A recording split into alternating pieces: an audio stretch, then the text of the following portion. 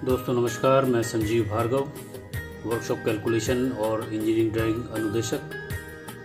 पिछले 26 सालों से मैं राजस्थान की गवर्नमेंट ITI में ये दोनों सब्जेक्ट पढ़ा चुका हूँ और वर्तमान में मैं गवर्नमेंट की अलवर ITI में पदस्थापित हूँ। मैं ये जो वीडियो आज लेके आया हूँ वो ट्रिग्नोमेट्री का मेरा छठा वीडियो है और इसके अंदर मैं एक बहुत इम्पोर्टेंट चीज़ आपको समझाने वाला हूँ। यदि आप इस वीडियो में लास्ट तक इस चीज़ को देखेंगे और स्किप नहीं करेंगे तो आपको किसी भी कोण का ट्रिग्नोमेट्रिक मान किस तरह से निकाला जा सकता है उसके बारे में नॉलेज मिलेगी। क्योंकि ये जो सब्जेक्ट है त्रिकोणमिति, ये जो चैप्टर है त्रिकोणमिति, वो आपके कंपटीशन लेवल के जो एग्जाम होते हैं उसमें भी ये आता है और वहाँ पर कोण से रिलेटेड मान जो है निकालने की जरूरत पड़ती है। अगर आपको फंडामेंटल चीज़ पता होगी तो आप उसको आराम से निकाल सकेंगे और नहीं तो इसमें गलतियां काफ़ी होती हैं और ये बहुत सारी चीज़ों में काम में आता है जिससे कि आप ट्रिग्नोमेट्री का यूज़ कर सकते हैं। ये इंडस्ट्री में भी काम आता है, आपके एजुकेशन में काम आता है, आपकी गवर्नमेंट जॉब की जो वैकेंसीज आती हैं उसमें जो एग्ज़ाम होते हैं वहाँ आपके काम आता है। अगर आप हायर एजुकेशन करने जाएंगे तो वहाँ पे ट्रिग्नोमेट्री के और कोण का उपयोग बहुत ज़्यादा होता है, तो वहाँ पे भी आपको ये चैप्टर बहुत काम में आने वाला है। तो ये जो छठा मेरा वीडियो है बहुत ही इंटरेस्टिंग होने वाला है। इसको आप अगर गौर से सुनेंगे समझेंगे तो आपको बहुत सारी नॉलेज मिलेगी। तो हम स्टार्ट करते हैं हमारा आज का वीडियो कि किसी कोण के लिए त्रिकोणमिति मान कैसे ज्ञात किया जा सकता है। तो यहाँ पर शुरू में दो नोट्स मैंने यहाँ दे रखे हैं कि साइन थीटा और टेन थीटा के अंशों के बढ़ने पर यानी कि डिग्री के बढ़ने पर उनके मान बढ़ते हैं तथा डिग्री के घटने पर मान भी घट जाते हैं साइन और टेन के मामले में। इसी तरह अगर कॉस के मामले में बात करें तो कॉस के अंशों का मतलब डिग्री के बढ़ने पर मान घटते हैं तथा डिग्री के घटने पर मान बढ़ता है। यहाँ पे उल्टा होता है। तो और साइन का उल्टा होता है कोसेक और टेन का उल्टा होता है कॉट। तो उसकी वैल्यू ऐसे ही निकलती है। तो यहाँ हमारा जो अगला पॉइंट है वो है किसी कोण के लिए त्रिकोणमितीय मान ज्ञात करना। किसी कोण के लिए त्रिकोणमितीय मान ज्ञात करने के लिए निम्न विधि का उपयोग किया जाता है या किया जा सकता है। इसमें पहला नियम है, हम जानते हैं कि 0 से 360 डिग्री को 90 डिग्री के 4 भागों में बांटा जाता है, जो कि हमारा यहाँ पर मैंने लिख रखा है 0, 90, 180 और 270। और यहाँ पर जो पहला हमारा क्वाड्रेंट होता है जिसको फर्स्ट क्वाड्रेंट कहते हैं वो हमारा 0 से 90 डिग्री होता है। दूसरा क्वाड्रेंट हमारा 90 डिग्री से 180 डिग्री। इसी तरह तीसरा हमारा क्वाड्रेंट होता है 180 से 270 डिग्री और चौथा क्वाड्रेंट होता है 270 से 360 डिग्री या वापस से 0 डिग्री। तो इसके अंदर पहला जो क्वाड्रेंट होता है उसके अंदर हमारा जो त्रिकोणमिति का जो भी फॉर्मूला निकलते हैं वो सारे समकोण त्रिभुज पे आधारित होते हैं। तो फर्स्ट क्वाड्रेंट के अंदर अगर समकोण त्रिभुज इस कंडीशन में रहता है जहां पर हमारा आधार को हम x अक्ष पे लेते हैं और लंब को हम y अक्ष के समानांतर लेते हैं और कर्ण हमारी तिरछी रेखा होती है। तो यहाँ पर तीनों की मान पॉजिटिव होने की वजह से प्रथम फर्स्ट क्वाड्रेंट के अंदर सभी के वैल्यूज हमारे पॉजिटिव होते हैं। साइन, कॉस, टेन, कॉट, सेक और कोसेक के 0 से 90 डिग्री के सभी की वैल्यू जो हमारी पॉजिटिव होती है। और यहाँ पर एक सूत्र काम करता है जिसको हम ASTC से जान सकते हैं। यहाँ पर ASTC से क्या मतलब है, A फॉर ऑल जो हमारे पहले क्वाड्रेंट के अंदर काम में आता है, ऑल पॉजिटिव। दूसरा क्वाड्रेंट के लिए S काम में आता है, यानी यहाँ पे साइन का जो है वो पॉजिटिव होगा और बाकी ऋणात्मक होते हैं। साइन और साइन का उल्टा कोसेक जो है उसके 90 से 180 डिग्री के मान सभी हमारे पॉजिटिव होते हैं, लेकिन उसके अलावा जो हमारे कॉस, टेन और टेन का उल्टा कॉट और कॉस का उल्टा सेक, इनके जो मान होते हैं वो नेगेटिव होते हैं। उसको आप इस तरह से भी समझ सकते हो क्योंकि दूसरे क्वाड्रेंट में जो हमारा जो समकोण त्रिभुज बनेगा उसके अंदर हमारा आधार जो है एक्स एक्सेस पे जो है माइनस की तरफ है और जब भी हम किसी संख्या में माइनस का गुणा करते हैं या भाग करते हैं तो वो वैल्यू हमारी माइनस में हो जाती है। इसलिए दूसरे क्वाड्रेंट में हमारे जो है आधार जहां भी आएगा वो माइनस का चिन्ह लेके आएगा और साइन थीटा और टेन थीटा जो है लंब और कर्ण पे आधारित होते हैं, इसलिए वो दोनों पॉजिटिव होने की वजह से द्वितीय जो सेकंड क्वाड्रेंट होता है उसमें साइन और कोसेक की जो वैल्यू होती है वो हमारी पॉजिटिव होते हैं, बाकी सारे हमारे नेगेटिव हो जाते हैं। इसके बाद तीसरा जो क्वाड्रेंट होता है उसके अंदर हमारे 180 से 270 के बीच में हमारा जो ASTC नियम है, इसके अंदर टी का मतलब यहाँ पे tan थीटा है, तो यहाँ पर हमारा tan थीटा और उसका उल्टा जो cot थीटा होता है वो 180 से और 270 के बीच में जो भी वैल्यू होती है tan और cot के लिए वो पॉजिटिव होती है। इसका मतलब ये हो गया कि साइन cos और साइन का उल्टा cosec और cos का उल्टा sec, इनके मान हमारे 180 से 270 के बीच में माइनस होता है। और अगर अपन इसके अंदर इस तरह से देखें, जो हमारे समानांतर हमको समकोण जो त्रिभुज होता है उसके अंदर हमारा यहाँ पे लंब जो है y एक्सेस के माइनस होने की वजह से लंब हमारा माइनस हो जाता है। इसका मतलब ये होगा कि लंब जहां जहां आएगा वहां हमारी वैल्यू माइनस हो जाएगी। लंब भी हमारा माइनस है और आधार भी हमारा x एक्सेस माइनस है, तो लंब और आधार जहां भी आएंगे वो हमारा माइनस हो जाता है। इसका मतलब लंब आधार जो हमारे 6 होते हैं, साइन कोस टेन कॉट और सेक कोसेक में सभी में कहीं ना कहीं लंब और आधार आते हैं, इसलिए इनके मान हमारे हमेशा नेगेटिव ही रहते हैं। यानी कि हमारे तीसरा जो क्वाड्रेंट होता है उसके अंदर tan हमारे पॉजिटिव होता है, क्योंकि माइनस माइनस जहां भी प्लस हो जाएंगी, प्लस गुणा होगा और भाग होगा। जहां पर दोनों अगर नेगेटिव हो गए तो गुणा होने पे भी ये पॉजिटिव हो जाएगा और भाग होने पे भी पॉजिटिव हो जाएगा। तो लंब बटे आधार या आधार बटे लंब हमारा जो है tan थीटा होता है, इसलिए यहाँ पे tan थीटे की वैल्यू जो है और cot थीटा की वैल्यू जो है हमारी पॉजिटिव हो जाती है। इसलिए साइन कॉस सेक और कोसेक की वैल्यू हमारी नेगेटिव हो जाती है। इसके बाद चौथे क्वाड्रेंट के अंदर जो 270 से 360 डिग्री के बीच में होता है, इसके अंदर हमारा ASTC जो हमारा फॉर्मूला है उसके अंदर C का मतलब कॉस होता है। कॉस और उसका उल्टा जो होता है सेक, उन दोनों के मान पॉजिटिव होते हैं और बाकी के मान सारे हमारे नेगेटिव हो जाते हैं। अगर इस चित्र में भी देखें तो हमारा जो समकोण त्रिभुज बन रहा है इसके अंदर हमारा लंब जो है y एक्सिस जो हमारा माइनस है, यहाँ पे लंब के मान हमारा माइनस है, तो लंब जहां जहां आएगा, जिस भी साइन कोस टेन कॉट और सेक और कोसेक के अंदर लंब जहां भी आएगा वो माइनस होने की वजह से उसकी वैल्यू माइनस हो जाएगी। और कर्ण और आधार, आधार बटे कर्ण जो हमारा cos थीटा होता है वो हमारा यहाँ पे पॉजिटिव हो जाता है। इसी तरह कर्ण बटे आधार जो sec थीटा होता है वो भी हमारा पॉजिटिव हो जाता है। उसके अलावा सारी वैल्यू हमारी नेगेटिव हो जाती है। तो इस चित्रों से हम आराम से अच्छी तरह से समझ सकते हैं कि कौन सी चीज हमारी पॉजिटिव होगी और कौन सी वैल्यू किस क्वाड्रेंट के अंदर नेगेटिव होगी। तो इसको आप आराम से समझ सकते हो अच्छी तरह से। इसके अंदर ASTC, A का मतलब ऑल, S का मतलब साइन, T का मतलब tan और C का मतलब कॉट होता है। ये हमारा फर्स्ट क्वाड्रेंट के अंदर सभी पॉजिटिव, सेकंड क्वाड्रेंट के अंदर साइन और साइन का उल्टा कोसेक पॉजिटिव, थर्ड क्वाड्रेंट के अंदर tan और tan का उल्टा कॉट उसके मान पॉजिटिव, और फोर्थ क्वाड्रेंट के अंदर cos और cos का उल्टा sec के मान पॉजिटिव होते हैं, बाकी सारे नेगेटिव होते हैं। इसके अंदर इस तरह भी देख सकते हैं कि फर्स्ट क्वाड्रेंट के अंदर प्रथम क्वाड्रेंट में त्रिभुज के तीनों भुजाएं लंब, आधार, लंब और कर्ण धनात्मक होती हैं, इसलिए इसमें सभी कोणों के मान सदैव धनात्मक रहते हैं, जैसा कि हम यहाँ पे देख भी रहे हैं। इसके बाद सेकंड क्वाड्रेंट को और समझ लेते हैं एक बार अपन, कि द्वितीय चतुर्थांश में त्रिभुज के दो भुजाएं लंब और कर्ण धनात्मक तथा एक भुजा आधार हमारा ऋणात्मक रहता है, इसलिए इस चतुर्थांश में साइन थीटा और कोसेक थीटा के मान सदैव धनात्मक रहते हैं, वे अन्य के मान ऋणात्मक रहते हैं, जो हम यहाँ पे देख रहे हैं। तो क्योंकि यहाँ पे हमारा सेकंड क्वाड्रेंट के अंदर आधार हमारा नेगेटिव है, इसलिए ये वैल्यू नेगेटिव हो गई, और यहाँ पे भी tan के अंदर भी लंब बटे आधार होता था, आधार नेगेटिव होने की वजह से ये वैल्यू हमारी नेगेटिव हो गई। इसी तरह cos का उल्टा sec हमारा नेगेटिव हो गया और tan का उल्टा cot हमारा यहाँ पे नेगेटिव हो जाएगा, क्योंकि आधार हमारा यहाँ पे नेगेटिव है। इसके बाद जो हमारा तीसरा क्वाड्रेंट है उसके अंदर तृतीय चतुर्थांश में त्रिभुज की दो भुजाएं लंब और आधार ऋणात्मक रहती हैं, वह एक भुजा कर्ण धनात्मक रहती है, इसलिए इस चतुर्थांश में tan थीटा और cot थीटा के मान सदैव धनात्मक रहते हैं, वह अन्य के मान ऋणात्मक रहते हैं, क्योंकि साइन थीटा बराबर लंब बटे कर्ण, लंब हमारा माइनस हो गया, जो कि आप इस चित्र में देख सकते हैं। यहाँ पे ये लंब माइनस हो गया, ये माइनस हो गया और ये कर्ण हमारा पॉजिटिव है।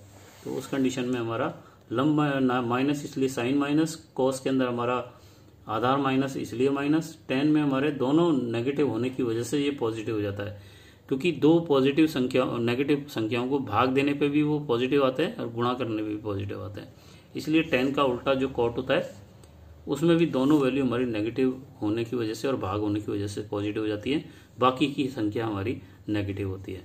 और चौथे क्वाड्रेंट के अंदर चतुर्थ क्वाड्रेंट चतुर्थांश में त्रिभुज की दो भुजाएं कर्ण और धार धनात्मक व एक भुजा लंब ऋणात्मक रहती है, इसलिए इस चतुर्थांश में कॉस और सेक के मान सदैव धनात्मक रहते हैं व अन्य के मान ऋणात्मक रहते हैं। जैसा कि हम देखते हैं, यहाँ पे देख रहे हैं कि लंब हमारा नेगेटिव है, इसलिए साइन हमारा नेगेटिव हो गया। टेन में हमारा लंब नेगेटिव हो गया, इसलिए ये नेगेटिव हो गया। और कॉस के अंदर आधार और कर्ण दोनों पॉजिटिव हो गए चौथे क्वाड्रेंट के अंदर, इसलिए कॉस का मान हमारा पॉजिटिव हो गया और इसी तरह सेक का मान भी हमारा यहाँ पे पॉजिटिव हो गया। तो आपने इसको समझा होगा कि किस तरह से हमारी ये वैल्यूज पॉजिटिव या नेगेटिव होती हैं।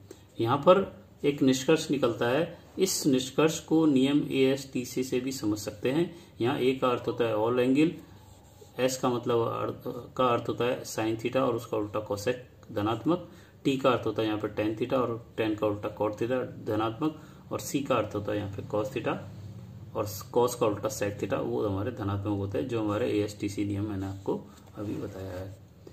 यहाँ प्रथम चतुर्थांश में A का मतलब ऑल धनात्मक, द्वितीय चतुर्थांश में S का मतलब S थीटा और उसका उल्टा कोसेक थीटा धनात्मक व अन्य ऋणात्मक, तृतीय के अंदर टेन थीटा और उसका उल्टा कॉट थीटा धनात्मक बाकी ऋणात्मक, और चतुर्थ चतुर्थांश में कॉस थीटा और उसका उल्टा सेक थीटा तो पॉजिटिव बाकी नेगेटिव होते हैं। ये यहाँ पे हम इस तरह से भी समझ सकते हैं। तो ये हमारा first quadrant, second quadrant, third quadrant और फोर्थ क्वाड्रेंट के अंदर ASTC का नियम लग करके किस तरह से कौन सी चीज धनात्मक है और कौन सी ऋणात्मक यहाँ पे स्पष्ट हो रही है। इसके बाद एक नियम और यहाँ पे लगता है कि हमें किसी भी डिग्री का अगर मान निकालना है तो उस कंडीशन में जीरो, हमारा जो सर्किल होता है वो 0 से लेकर 360 डिग्री होता है। इसके ऊपर भी अगर हमारे पर डिग्री आ जाता है तो हम उसको 360 से माइनस करके उस चीज को निकाल सकते हैं। और मान लीजिए हमारे पास 380 डिग्री की बात कर रहे हैं तो वहां पे आप 360 को अगर घटाएंगे तो वो 20 डिग्री आएगा, और 20 डिग्री हमारा 0 से 90 डिग्री वाले फर्स्ट क्वाड्रेंट में आएगा। तो इसी वजह से उसका sine 20 degree, cos 20 degree, tan 20 degree, उसके बाद कॉट 20 डिग्री, सेक 20 डिग्री और कोसेक 20 डिग्री की अगर वैल्यू निकालेंगे तो वो पॉजिटिव आएगी। तो यहाँ पे हमारे दो नियम और लगते हैं जो आप समझ सकते हैं। द्वितीय नियम के अंदर इस नियम के अनुसार 0 डिग्री प्लस थीटा या 0 डिग्री माइनस थीटा, उसके बाद 180 डिग्री प्लस थीटा या 180 माइनस थीटा, उसके बाद 360 प्लस थीटा या 360 माइनस थीटा की अगर कोई कंडीशन आती है, इसी तरह 540 theta plus theta 540 degree plus theta और 540 डिग्री माइनस थीटा की अगर कोई भी कंडीशन आती है तो उसके लिए साइन में रहता है, कॉस में ही रहता है, टेन में ही होता है, यानी कि वो चेंज नहीं होते हैं। यहाँ आप देख सकते हैं कि साइन रहता है साइन में ही, यानी कि वो साइन की जो वैल्यू आएगी वो साइन में ही रहेगी, कॉस की कॉस में, यानी कि एज इट इज वो रहते हैं। और दूसरा नियम जो है, इस नियम के अंदर 90 डिग्री प्लस थीटा अगर कोई वैल्यू आ रही है, जैसे 120 डिग्री की बात करें हम, तो वो 90 प्लस 30 डिग्री हो जाएगा, और अगर वो साइन में है तो वो कॉस में बदल जाएगा।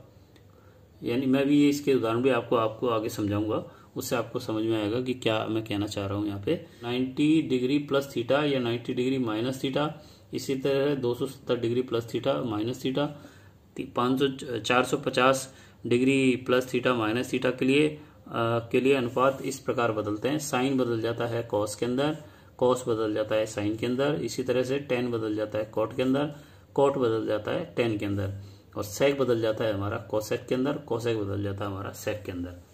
तो उपरोक्त नियमों को निम्न उदाहरण से अच्छी तरह से समझा जा सकता है। ये हम सवाल बहुत अच्छी तरह से अगर आपको समझ में आ जाएंगे तो आप कभी भी गलती नहीं करेंगे। तो यहाँ पे हम साइन 150 की वैल्यू जो है दो कंडीशन में निकाल सकते हैं, एक तो 90 प्लस 60 डिग्री से निकाल सकते हैं और एक 180 माइनस 30 डिग्री से हम इसको निकाल सकते हैं। दोनों की वैल्यू 150 की आएगी। तो यहाँ देखते हैं हम कि किस तरह से इसकी वैल्यू निकाली जाती है। साइन 150 डिग्री बराबर हो सकता है साइन 90 प्लस 60, तो 90 और 60 हमारा 150 हो गया। अब ये हमारा 90 है, इस वजह से ये साइन बदल गया कॉस में और डिग्री आ गई 60, और कॉस 60 का जो मान होता है वो हमारा प्लस 1/2 होता है। प्रथम विधि में 150 डिग्री द्वितीय चतुर्थांश में स्थित है, मतलब द्वितीय चतुर्थांश का मतलब है 90 डिग्री से 180 वाला चतुर्थांश। इसमें साइन का मान धनात्मक होता है तथा साइन 90 प्लस थीटा की तुलना में साइन कॉस में बदल जाता है। यहाँ 90 होने की वजह से ये साइन कॉस में बदल जाता है। और क्योंकि साइन हमारा द्वितीय जो क्वाड्रेंट होता है उसके अंदर पॉजिटिव होता है, इसलिए ये वैल्यू हमारी पॉजिटिव आएगी। अब दूसरा विधि क्या हो सकती है कि हम साइन 150 की वैल्यू जो है 180 माइनस 30 से निकाल सकते हैं। अब यहाँ पर हमारा जो साइन है 180 की वजह से ये साइन ही रहेगा, 180 की वजह से ये साइन ही रहेगा और यहाँ ये 30 आ जाएगा। अब चूंकि हमारा साइन का जो 150 का जो 150 डिग्री है जो सेकंड क्वाड्रेंट में है उसके अंदर हमारे साइन हमारा पॉजिटिव होता है, इसलिए इसका मान पॉजिटिव ही आएगा। अब इसमें देखो आप द्वितीय विधि में भी साइन 150 द्वितीय चतुर्थांश में ही स्थित है, इसलिए साइन का मान धनात्मक रहेगा। वह साइन 180 माइनस 30 की तुलना में साइन में ही रहेगा। cos 60 का मान 1/2 होता है जो कि साइन 30 के बराबर भी होता है, इसलिए साइन 150 की वैल्यू 1/2 होगी। इसके बाद अगर हमें cos 225 का वैल्यू निकालनी है जो कि हमारा थर्ड क्वाड्रेंट में आ जाता है, थर्ड क्वाड्रेंट का मतलब 180 से ज्यादा लेकिन 270 से कम, तो हमारा जो 225 डिग्री है वो थर्ड क्वाड्रेंट में आएगा। यहाँ पर प्रथम विधि में हम cos 220 को 180 प्लस 45 लिखेंगे। अब ये माइनस cos 45 आएगा क्योंकि 180 होने की वजह से ये cos में ही रहेगा, 45 हमारा यहाँ से आ जाएगा। लेकिन हमारा ये जो 225 जो हमारा डिग्री है वो तीसरे क्वाड्रेंट में है और ASTC नियम के अंदर वहां पे तीसरे क्वाड्रेंट में टी यानी 10 को उल्टा कॉट दोनों पॉजिटिव होते हैं बाकी नेगेटिव होते हैं, इसलिए 225 डिग्री के तीसरे क्वाड्रेंट में cos के साथ होने की वजह से ये मान हमारा नेगेटिव आएगा और वो 45 डिग्री के बराबर आएगा। -1/√2 हमारा माइनस तो चिन्ह हमारा यहाँ से आ गया और 1/√2 हमारा cos 45 का मान है। तो प्रथम विधि में हमने 225 डिग्री तृतीय चतुर्थांश में स्थित है। इस चतुर्थांश में tan का मान धनात्मक परंतु cos व sin ऋणात्मक होते हैं, इसलिए cos 225 के लिए चिन्ह ऋणात्मक होगा और cos 180 प्लस 45 की तुलना में cos में ही रहता है क्योंकि यहाँ पे हम 180 को के साथ हम प्लस में ये डिग्री ले रहे हैं। दूसरी विधि में हम 225 को 270 माइनस 45 डिग्री से भी कैलकुलेट कर सकते हैं। अब यहाँ पे 270 होने की वजह से cos हमारा बदल जाएगा साइन में और 225 हमारा होता है तीसरी क्वाड्रेंट में, तो तीसरे क्वाड्रेंट में वही cos के मान हमारा नेगेटिव आएगा, इसलिए चिन्ह हमारा नेगेटिव आ जाएगा। लेकिन cos के यहाँ साइन में बदलने की वजह से 45 डिग्री आएगा और साइन 45 का मान भी हमारा 1/√2 होता है और चिन्ह हमारा तीसरे क्वाड्रेंट में cos का मान माइनस होने की वजह से ये माइनस रहेगा। तो दूसरी विधि में चिन्ह तो ऋणात्मक ही रहेगा, वह cos 270 माइनस 45 की तुलना में cos साइन में बदल जाता है, इसलिए माइनस cos 45 बराबर -1/√2 बराबर माइनस साइन 45, इसलिए cos 225 का मान -1/√2 होगा। इसके बाद अगर हम चौथे क्वाड्रेंट के अंदर कोई डिग्री है, जैसे tan 330 डिग्री है यहाँ पे, ये हमारा चौथा जो क्वाड्रेंट है 270 से 360 के बीच का क्वाड्रेंट के अंदर 330 डिग्री आती है, तो हम इसको भी दो विधि से कर सकते हैं। इसके अंदर पहली विधि है जिसके अंदर हम tan 330 को 270 प्लस 60 के अंदर डिवाइड कर सकते हैं और यहाँ पर 270 होने की वजह से tan का मान हमारा cot में बदल जाएगा, 60 हमारा ये एज इट इज आ जाएगा। अब चौथे क्वाड्रेंट के अंदर ASTC C का मतलब cos हमारा पॉजिटिव होगा, उसका उल्टा sec हमारा पॉजिटिव होगा, 12 बाकी के सारे हमारे नेगेटिव होंगे, इसलिए हमारा tan की वैल्यू यहाँ पे माइनस आएगी और cot 60 का मान हम जानते हैं कि 1/√3 हो जाता है जो माइनस आएगा। तो इसको समझते हैं कि इस प्रथम विधि के अंदर 330 डिग्री चतुर्थांश में स्थित है।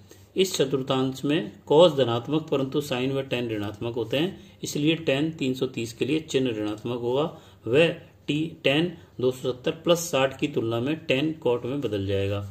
इसके बाद अगर हम 330 को दूसरी विधि से करना चाहें 360 वाली विधि से, तो tan 330 का मान जो है हमारा tan 360 माइनस 30 भी लिखा जा सकता है।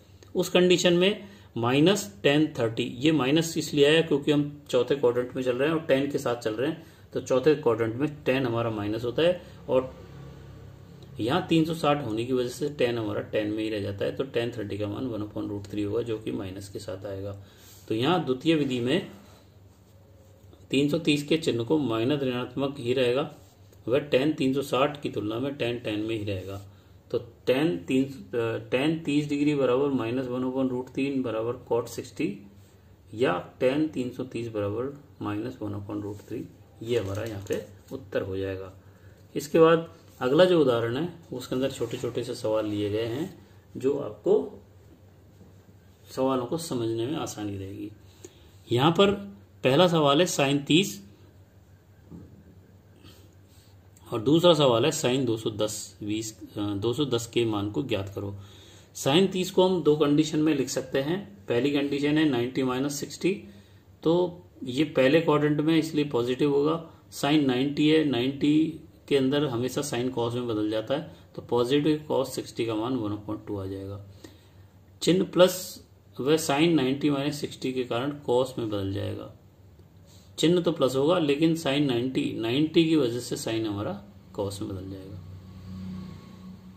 दूसरी जो हमारी विधि है इसमें sin 30 को हम 0 डिग्री प्लस 30 डिग्री भी लिख सकते हैं और यहाँ पर पहला क्वाड्रेंट होने की वजह से पॉजिटिव होगा और sin 0 हमारा साइन के साथ ही 30 डिग्री में आएगा, इसलिए इसका मान +1/2 हो जाएगा।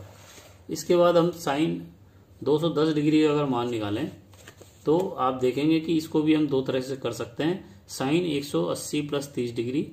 अब यहाँ पर हमारा 210 डिग्री जो है वो तीसरे क्वाड्रेंट में आएगा जो कि 180 से 270 के बीच का आता है, इसलिए यहाँ पर तीसरे क्वाड्रेंट में AST